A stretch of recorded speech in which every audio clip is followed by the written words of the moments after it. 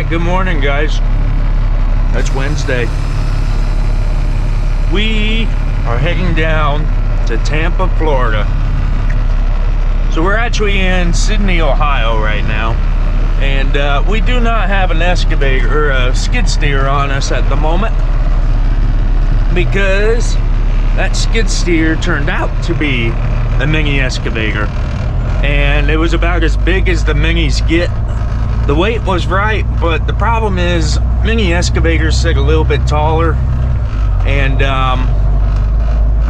they were too long. Basically, it was too top heavy for this truck. I did not feel comfortable with it, and the rate was not paying enough for me to deal with that. The skid steer would have been much easier. Load it on, 4 chains, and go. This thing, we got it onto the truck. I'll put a picture here. And as you can see, it took up the entire length of the truck. There was also a jackhammer attachment that had to go with it. That was sitting behind it.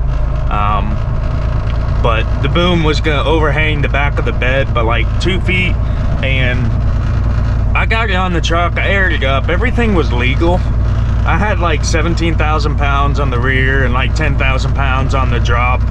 But I couldn't tell what the front end was like, but I'm pretty sure there was a lot on the front end. Again, it was a legal load, but it was too top heavy for this truck, and I did not like that. So I ended up pulling the plug on that. The broker that I dealt with, I've never dealt with him before.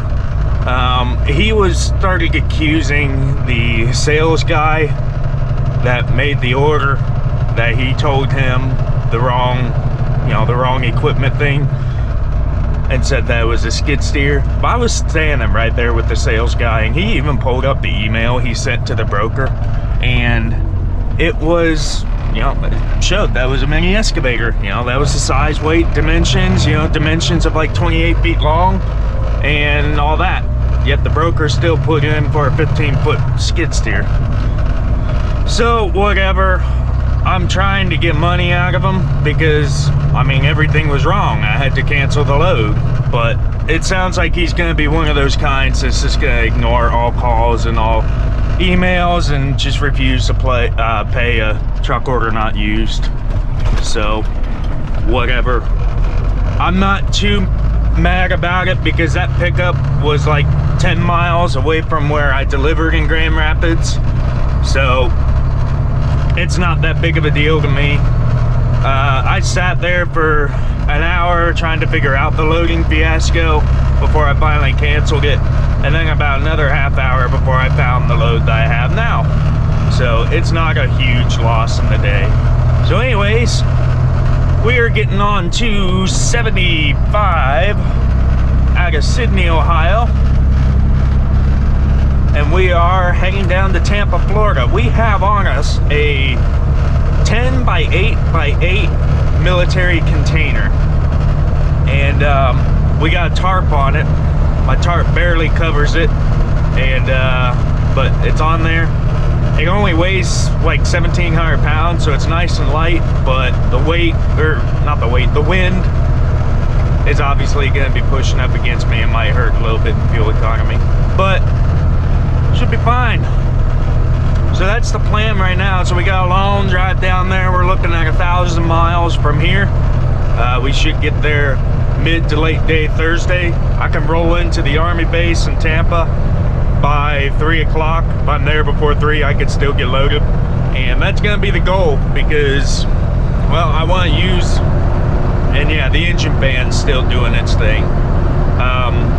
But yeah, I wanna get unloaded on Thursday before the end of the day. That way I could use whatever time left I have on Thursday to get to wherever I need to be to get reloaded, because Florida is obviously a pain, but this load was worth it getting down there. As you can hear, this is the crap that I gotta deal with is with this stupid van. I've been calling around trying to find places that have the right temperature sensor, and I finally found the part number for it. It's not a typical temperature sensor, coolant temperature sensor. It's actually a coolant temperature switch. So I guess its purpose is to be an on-off switch and probably to control that fan. and no one carries that I was able to find so far. So I'm just gonna be calling places left and right on my way down to hopefully find this thing, because that fan just gets old. So it's off now. It's probably gonna turn off or turn back on in the next 5 seconds. We'll see.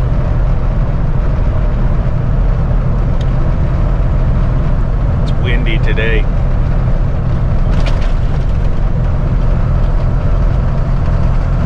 Yep, there's the engine fan.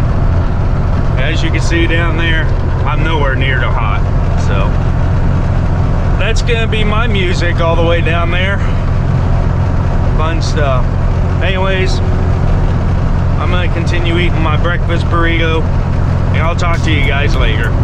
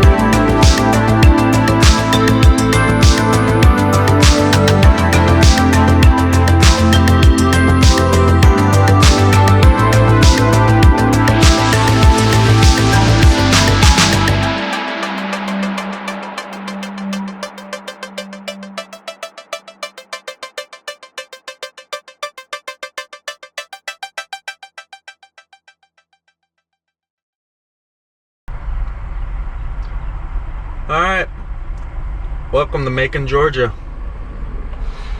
We just got done for today. It was a long day. So we're at the Quick Trips, just outside of Macon off of I-75. And yeah, it's been a long day. I'm tired. We did 648 miles, drove for 10 and a half hours. We started off in northern Ohio, ended up down here in Georgia. So we got about 5.5 hours to get to where we need to be in Tampa. And yeah, so we'll definitely make that delivery tomorrow.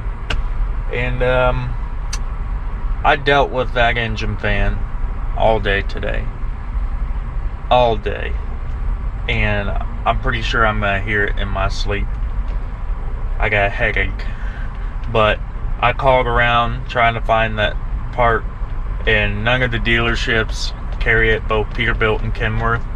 And so I eventually called the Cummins service location that we have in Knoxville, and they said that they don't have it, but they do have it at the parts warehouse in Atlanta. Unfortunately, you can't pick it up in Atlanta, so they are overnighting it to one of the Cummins locations in Tampa. It'll be there tomorrow. So the plan is we'll drop off, shoot over there, pick up the sensor, and then I had also asked for them to install. So they can't get me in until first thing in the morning Friday, which kind of sucks, but hey, that's okay. We're already at the end of the day. So we'll go in first thing in the morning on Friday, have it installed, and we'll also get the AC system charged, or at least I'm hoping so. I forgot to ask them. I'm hoping they could still do that, but it's getting warm out. I'd like to have air conditioning, so we're gonna have them do that. So hopefully that part fixes the engine fan, because I'm tired of it. But anyways, let's go finally show you our big box that we are hauling.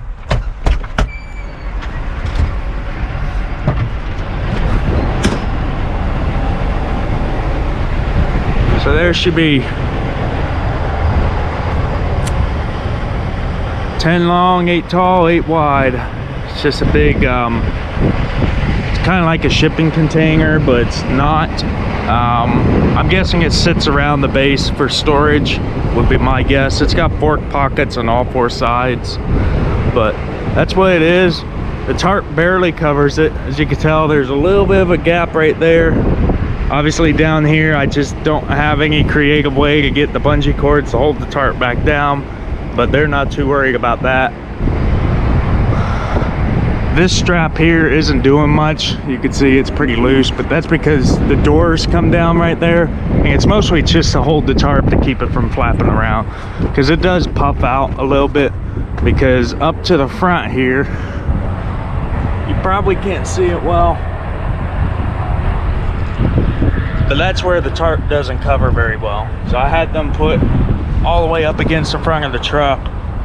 That way we could keep as much rain and dirt out of it as possible.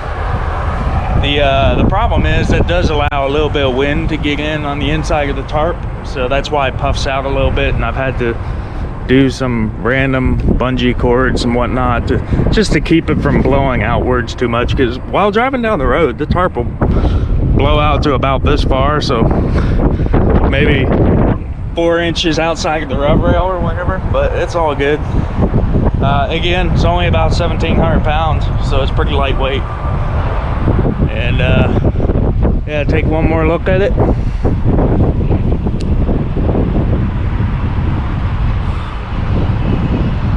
So that's it. Got a pretty cool sun peeking through the clouds there.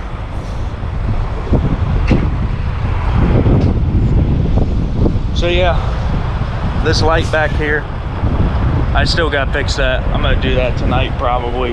That's if I still have energy. But I'll get that fixed. Should be pretty quick and easy. And yeah. So anyways, I don't have much else to say. Hopefully we'll get that part installed on the truck Friday morning. And hopefully I'll never have to hear that engine fan again, or at least not for no reason at all. But anyways, I'm gonna keep this video short as well. I'll talk to you guys later. Thanks for watching.